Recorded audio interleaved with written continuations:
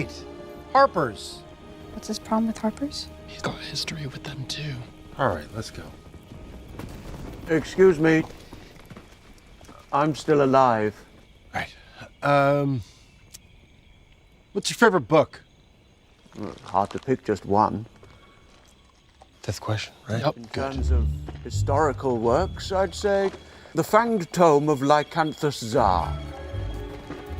That was only the fourth question. Hello?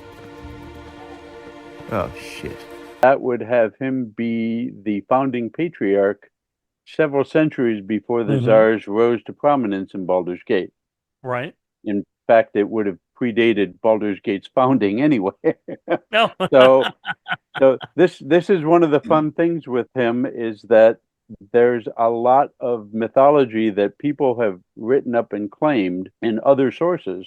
Kelvin Aronson included has written up and said, well, this is what, I met him once and he couldn't possibly have because he died 30 years before Kelvin was born. Yeah. So, yeah. Now, that's not to say that Kelvin couldn't time travel. He certainly had some magical abilities to do stuff like that. But That's getting mealy mouthed. And wasn't that? Didn't Mister shut that whole thing down? What's that? Didn't Mister shut the whole time travel thing down?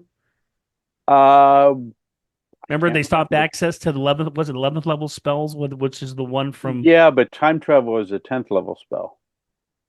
But she shut all that down, and that nobody could time travel. Remember? But she didn't shut it down until far more recently than. I can't remember when the shutdown happened. But I just know because when Chronomancer came out, the supplement, everybody was saying, "But wait, Mister shut that down." Decades before. Yeah, and so whatever the mechanisms that are set up for the Arcane Age supplements, right? Those work up until. I don't know, somewhere in the early 12th. I think it would have been the more recent Mistra that would have. Up until the time of Troubles, you could probably, if you had access to the spell, you could go back in time. Right. So, yeah, because I remember when Chronomancer came out, I started writing a story about Chronomancer, and it was really hard about time travel. It was really hard to do.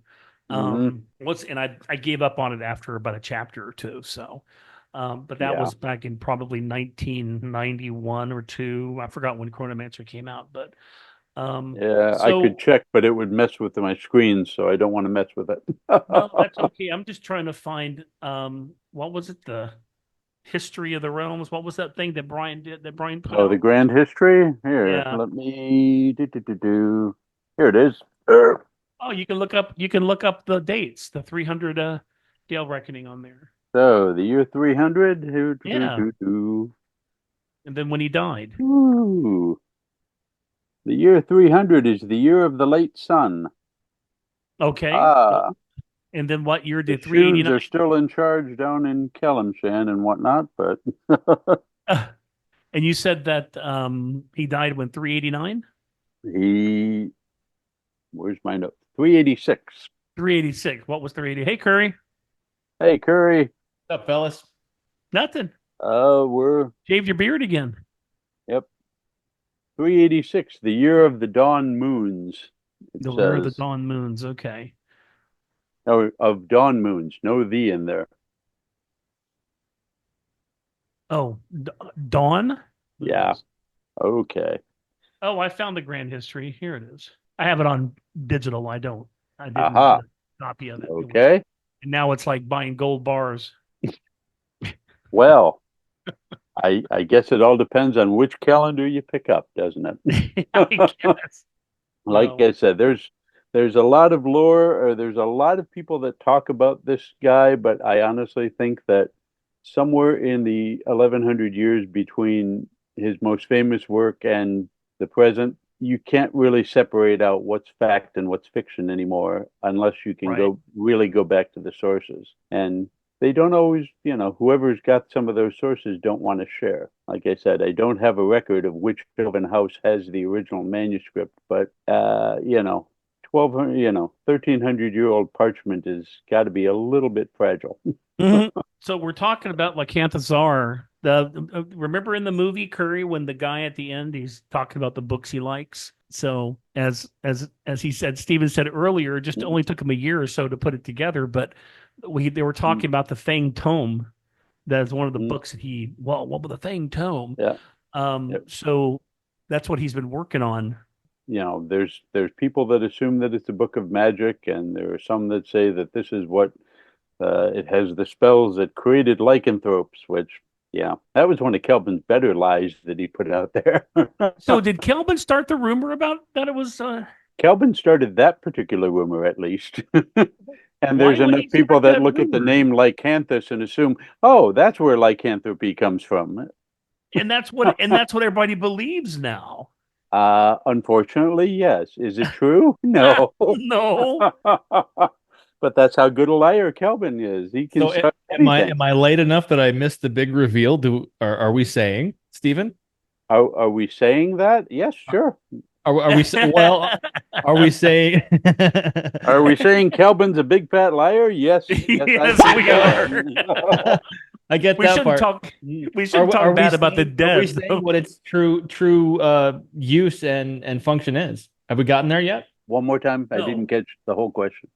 Are we giving it up? What the Fanged Tome is? Have we talked about that? Yeah. I know I came in Well, late. No, we really haven't. We just talked we about started. the tome that's in that Kelvin had in his tower was Mhm. just a tome, basically about wildlife, right? About Yeah, different. it's that particular copy of the book is, think of it as it was his junior year project for when he was with his studies. He was taught how to bind a book, so he had got some black dragon hide and some teeth, and that's and that's the why it's called Fang the Tome. Fang He did it Tome. literally. It just uses it for clasp to hold the book shut.